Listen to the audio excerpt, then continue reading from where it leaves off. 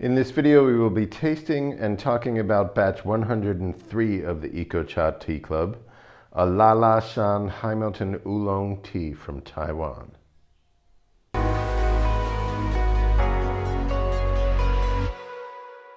Batch 103 of the EcoCha Tea Club is a Lalashan High Mountain Oolong tea from Taiwan, particularly in Fuxing Township in Taoyuan County.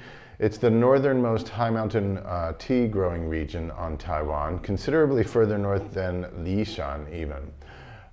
It's a relatively small region that was developed later after Alishan, Shanlinshi, and Lalashan were developed. People kept journeying north. And it appears that a lot of the farmers that developed tea farms up there are from around here in Jushan, Lugu area, or at least some of them, including our neighbor who we bought this tea from. He's younger than me and seems to be still developing his own career. He inherited it from his dad, who inherited it from his dad in turn. Grandfather started growing tea in the Shizuo area of the Alishan tea growing region early on when it was first being developed. They were very successful, and his dad signed a lease for a farm in the Lalashan region some 20 years ago. There are very rugged mountains. They get considerably more rainfall, as all of the north of the island here in Taiwan does. Which was a really good thing this spring, particularly. This is a spring batch, spring 2024. We procured the final day of harvest. I tasted about 5 of the days. Some of the days disappeared as they were made. He said tea dealers show up in his factory about 9 o'clock every night to taste the previous day's harvest as it's being completed in its rolling and drying process, and claim it as their own. So there were a few days out of the 9 that were missing, 4 actually, but basically the gradation that I experienced, along with the maturation of the leaves appeared to get slightly larger each day, which makes sense. That they're growing fast, particularly if there was rain going on, which there was for some of those days. We just liked the final day, mostly because it was most fragrant and it was slightly less oxidized, closer to the standard of a high mountain tea here in Taiwan. We were really appreciative of the flavor profile of this batch. Just as I was brewing it, I got savory and buttery notes coming out of the steaming teapot. And from the pitcher, after I poured off each brew into the mixed cup here, I smelled the pitcher and there was this really nice soft floral note there. That was definitely floral. It wasn't very sweet, just very light and perfumey, very comforting. See if I get anything off the... Yep, there's still some of it, wow. Yep, perfume. Wow, I'm getting goosebumps. What happens? I don't know. I guess tea freaks are tea freaks. Okay, let me get right into the tasting of it. I have the first brew, second, third, fourth, fifth. I started off at 1 minute and 10 seconds to let those large chunks of leaves open up fully. I dropped it down to 50 on the second brew, back up to 1 minute on the third brew, 1 minute 10 on the fourth brew, and 1 minute 25 seconds on the fifth brew. What do we got?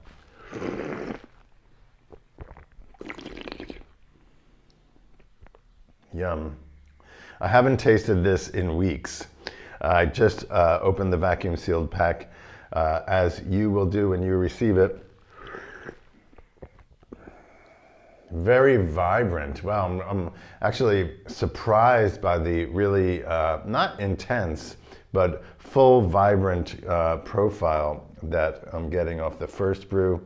I like the idea now of starting the brewing process with a little bit longer on the first brew. Let it open up. I used to go extra short on the first brew to get the first very delicate hit, but I want to know what it has from the start. So I dropped it down 20 seconds from the first to the second.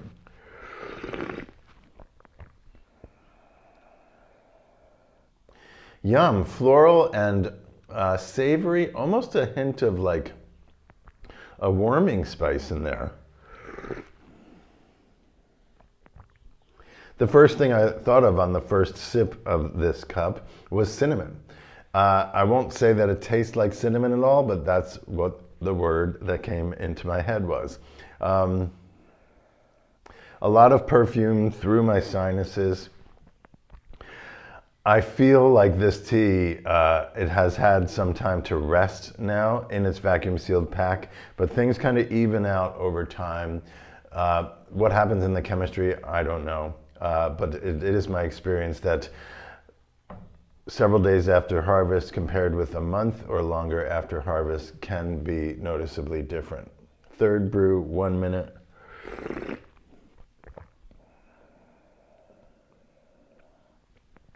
Mellowing out a little bit, some more savory herbal notes in there. It's just too aromatic to call it vegetal. It's definitely more than vegetal.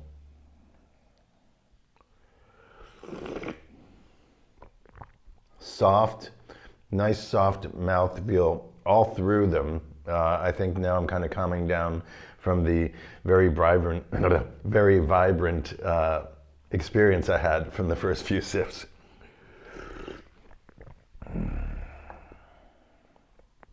Yeah, softening overall, fourth brew. Fifth brew went for 1 minute, 25 seconds.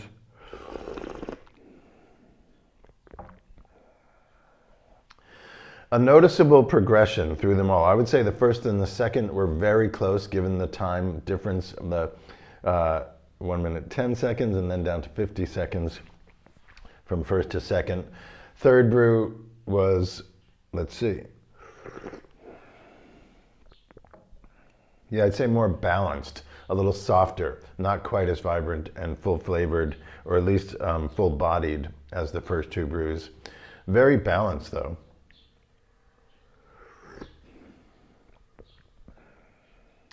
We decided to go, well, I feel like it's been a long time since we offered a spring batch of high mountain oolong tea. Particularly what drew me to Lalashan this year is that down here in south central Taiwan, so to speak, in the central and southern central mountain range, we didn't have rain until almost late April. It was really delayed, and so the leaves grew and sprouted, but they weren't as abundant and uniform as it would have been if there was some significant rainfall, particularly down further south in Alishan.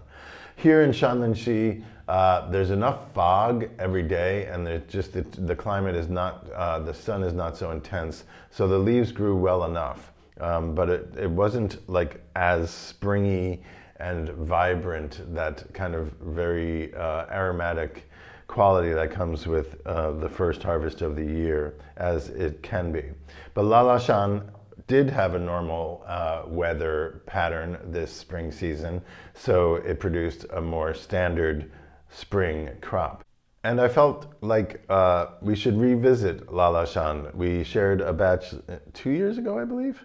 And we had it lightly roasted, and that was delicious and a hearty, substantial high mountain tea. This one, we wanted to keep it just as it is, and I'm really happy with it, particularly now, having not had it for weeks and opening up this bag. One of my favorite parts of this little show is drinking the mixed cup. This has all of the 5 brews in it.